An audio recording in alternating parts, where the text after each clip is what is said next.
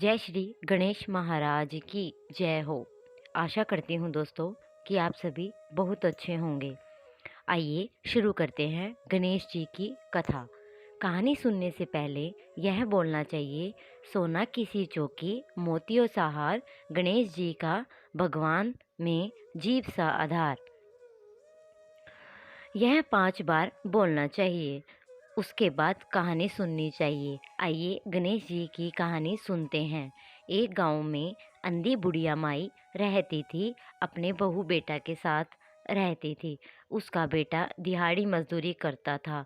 वह 2 समय का ही भोजन का प्रबंध करता था। वे बहुत गरीबी में जीवन जी रहे थे। अंधी बुढ़िया माई गणेश जी भगवान की परम भगत थी। वह रोज नहा धोकर गणेश जी की पूजा पाठ किया करती थी। रोज सुबह शाम भोग लगाती, उसके बाद ही वह जल ग्रहण करती थी। तब एक दिन गणेश जी बुढ़िया माई की सेवा से बहुत खुश हो गए। एक रात्रि स्वप्न में आकर बुढ़िया माई से बोले, अरे बुढ़िया माई, मैं आपकी पूजा पाठ से खुश हुआ हूँ। मैं आपको एक वरदान देना चाहता हूँ, मांगो, तुम्हें क्या चाहिए। तब स्वप्न में बुढ़िया माई बोली, गणेश जी भगवान, मुझे मांगना नहीं आता। तो गणेश जी भगवान बोले कि बुढ़िया माई, तुम अपने बेटे बहू से पूछ लो। ऐसा कहकर गणेश जी अंतर ध्यान हो गए। सुबह जब बुढ़िया माई सोकर उठी तो स्वप्न वाली बात याद आई। उसने अपने बेटे बहू से स्वप्न वाली बात बताई तो बेटा अपनी माँ से बोला, माँ तू धन मांग ले ताकि हमारी गरीबी दूर हो सके। तो बहू बोली, सासू माँ आप पोता मांग लो ताकि मेरी गोद भर जाए, आपको भी पोते का मुंह देखने को मिल जाए। बुढ़िया माई मन मन में सोचने लगी, दोनों अपने ही मतलब की बात कर रहे हैं। तो बुढ़िया माई शाम को हमेशा की तरह चौबतरे पर आकर बैठ गई।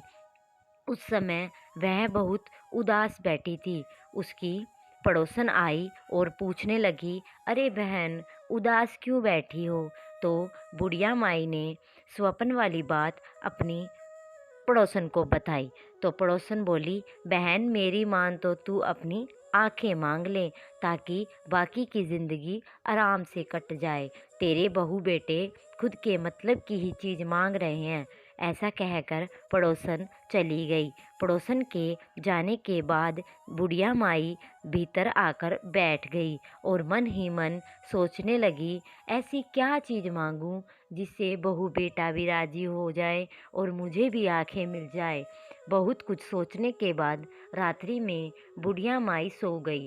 रात्रि के समय सपने में भगवान आए और पूछने लगे कि बुढ़िया माई क्या मांगती हो। तो गणेश जी भगवान, मैं सोने के कटोरे में पोते को दूध पीता हुआ देखना चाहती हूँ, पालने में झूलता हुआ देखना चाहती हूँ। यह सुनकर गणेश जी मुस्कुराते हुए बोले, अरे माई, तू तो बहुत कुछ मांग रही है।